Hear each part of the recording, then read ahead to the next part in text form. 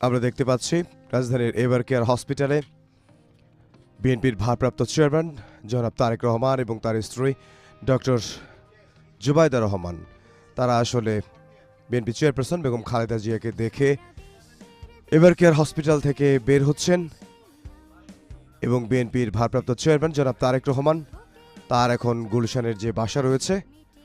ফিরোজায় অথবা